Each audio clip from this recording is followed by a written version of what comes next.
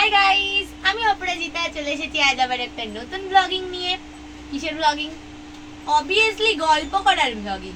কিসের আবার ব্লগিং হবে?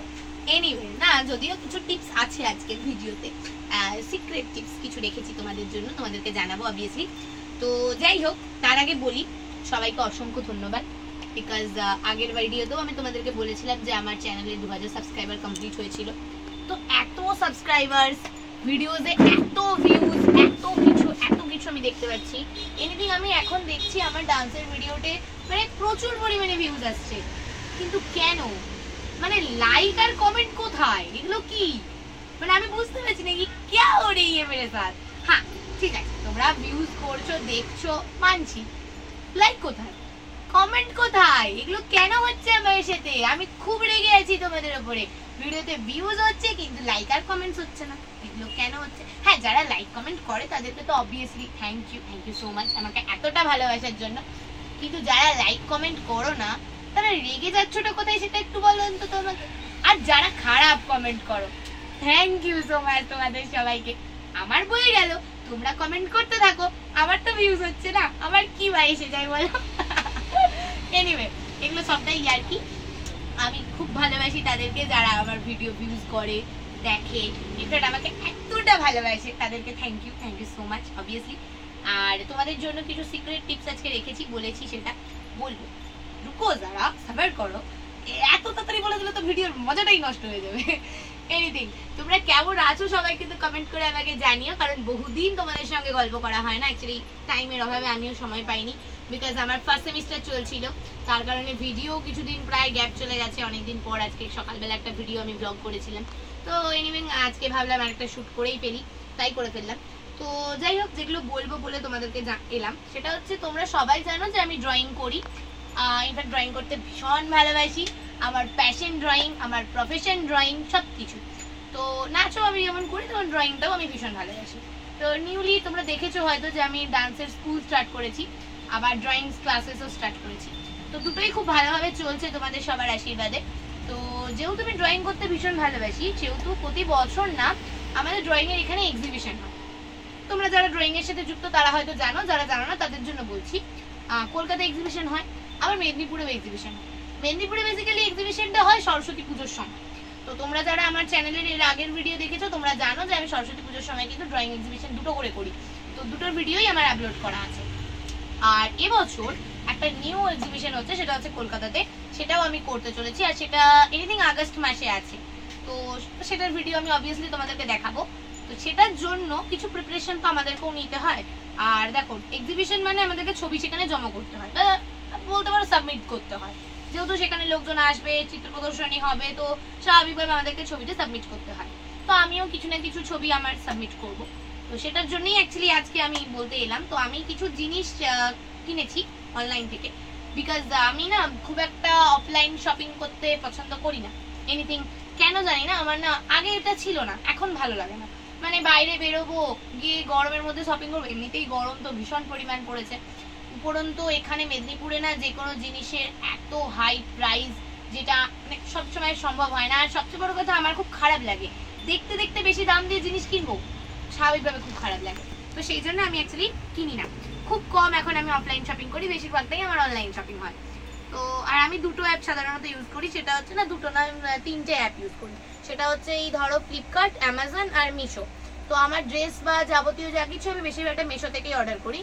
আর ফ্লিপকার্টের ক্ষেত্রে ধরো কোনো ইলেকট্রনিক জিনিস বা আমার ড্রয়িং এর কিছু, আমার ডান্সেসের কিছু জিনিস যদি লাগে, সেটা আমি ফ্লিপকার্ট থেকে নিই। আর অ্যামাজনে অবভিয়াসলি ইলেকট্রনিক জিনিসগুলোই আমি বেশি নিয়ে থাকি।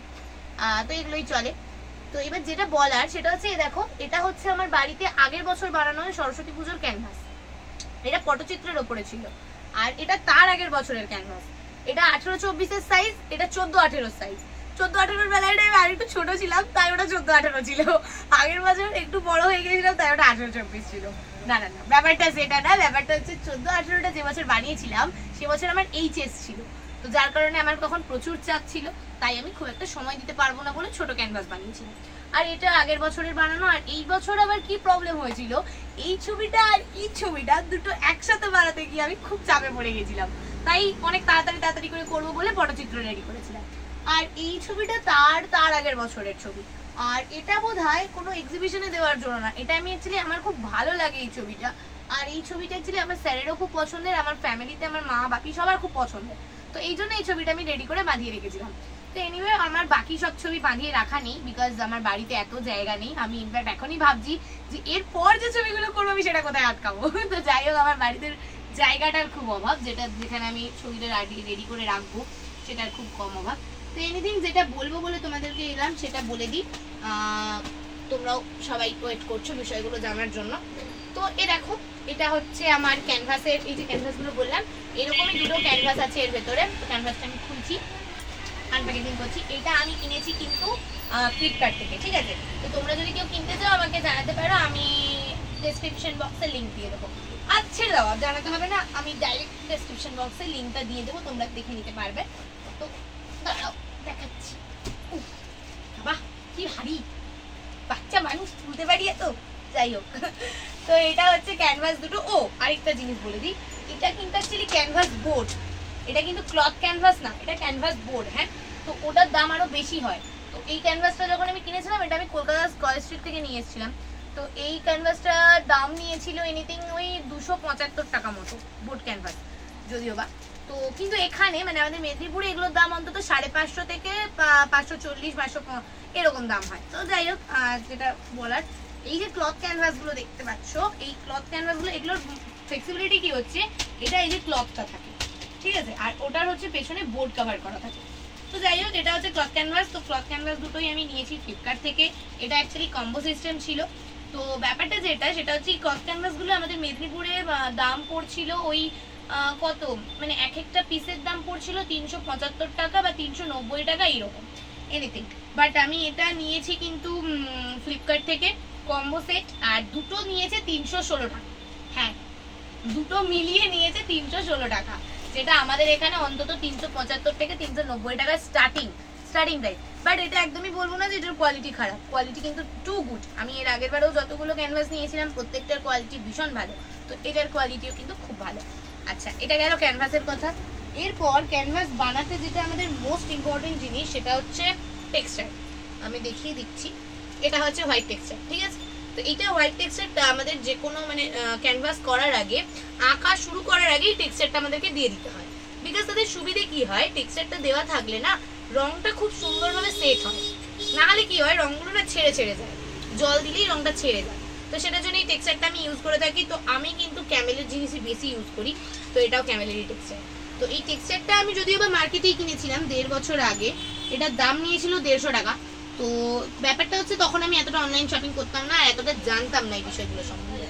তো সেই জন্য এই টেক্সচারটা আমি মার্কেট থেকেই নিয়েছিলাম, এটা 150 টাকা দাম নিয়েছিল, ক্যামেলের টেক্সচার। এই টেক্সচারটা তোমরা যে কোনো দোকানে অ্যাভেলেবেল পেয়ে যাবে।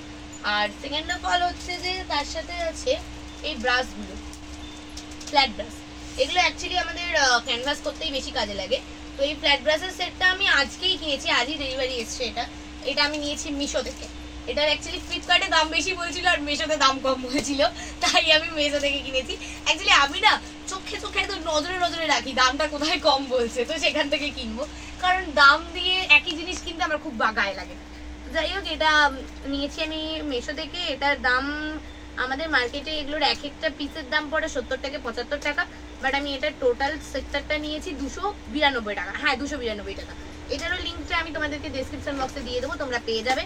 তো এটা হচ্ছে ফ্ল্যাট ব্রাশের সেট, দেখতেই পাচ্ছ। যেহেতু আমি নতুন করে ক্যানভাস করব, সেহেতু মাকে পটিয়ে এই নতুন ক্যানভাসের জন্য আজকে আমি নতুন একটা তুলি কিনে নিয়েছি। অ্যাকচুয়ালি আমার তুলি আছে, প্রচুর ব্রাশ রেডি করা আছে, বাট কেন জানি না আমার না ইচ্ছে করলো একটু নতুন ব্রাশ কিনবো। আগের ব্রাশগুলো পুরোনো পুরোনো হয়ে গেছে, বেকার কেন ধুয়ে মুছে সাফ করতে হবে, তাতে নতুনটাই কিনে নিই, তাই নতুন কিনে নিয়েছি। আমি এরকম যথারীতি করেই থাকি, বাড়ির একমাত্র মেয়ে তো মাথায় উঠে বসে থাকি আর কি, মা বাবাও তো না বলে না, ঠিক আছে। আচ্ছা, নেক্সট যেটা দেখাবো সেটা হচ্ছে ব্রাস্টোর কালার বক্স।